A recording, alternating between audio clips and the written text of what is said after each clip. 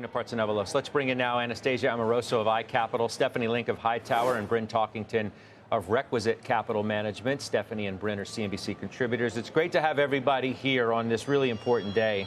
Anastasia, I'll turn to you first. Your reaction, what you would be telling people to think about today? Well, I think the stock reaction is completely justified because the nature of the tariff changes is completely sweeping. And Scott, as you talked about, it is way worse than it was expected.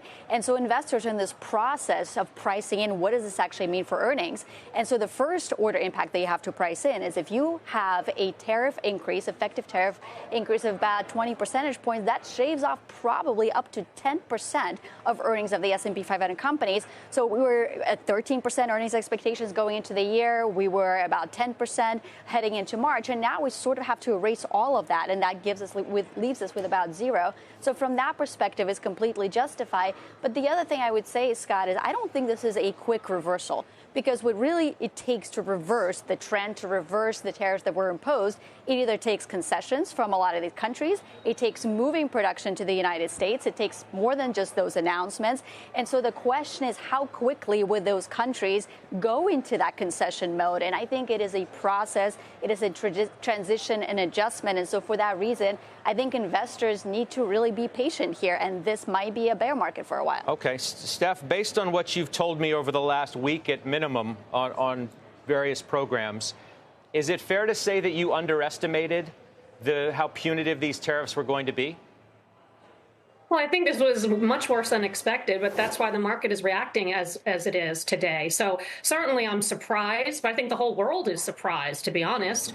So if you think that this is not going to be part of a negotiation tactic, which we have no idea, you're looking at something like 1 to 1.5% hit to GDP, a 1% increase to inflation. I think there's some offsets there, and especially on productivity. And then, as Amoroso said, it's a hit to earnings. I think it's more like a 3 to 5% hit to earnings, not a 10% hit, but we just don't know. Look, the way I'm thinking about it is if I was buying a week ago, and I've been buying and adding to my positions because I did see value into the decline, because we had seen a lot of declines over the last couple of weeks. If I thought that that was an opportunity then, I absolutely think that this is an opportunity today. And certainly, probably the volatility will last for a while, and I'll continue to be adding to the companies that I think earnings are actually more protected for the most part, or if the valuations have come down so much and I believe in their balance sheets and their free cash flow and their positioning in their respective industries, I want to take advantage of that. You know, I'm a very big theme investor, and and tariffs are not going to change my themes. I still think that housing is a decade-long theme, and I'm even more positive on it now that interest rates are at 4%, the 10 years at 4%. Cybersecurity, you're not going to see numbers change in cybersecurity. Chief technology officers can't afford not to spend on cybersecurity. Onshoring, that's the whole point of these tariffs. So the onshores and the industrials and infrastructure companies are going to benefit. Energy was exempt from this, and I know why it's down because of the recession fears and demand fears. I got it, but Steph, we're talking about. I'm sorry, but we're talking about, like, you're talking about onshoring these things as if it's happening next week, which it isn't, or next month, which it isn't, or next year, which it isn't. These are longer-term goals that the administration believes they can pull off. It remains to be seen. I mean, what was value a week ago obviously wasn't, because the stocks are severely lower today. What was perceived to be value yesterday obviously wasn't, because the stocks are much lower now. And now there is absolutely no visibility into where earnings are going to be. How can any investor out there have any view which they think is clear in any way to buy a stock based on earnings now, which are completely unknown and opaque? Okay, first and foremost, your infrastructure comments are wrong. I have followed the whole onshore, reshore grid situation for years, and I've been talking about this for years. And we have $1.7 trillion worth of projects that are going to be spent over the next couple of years.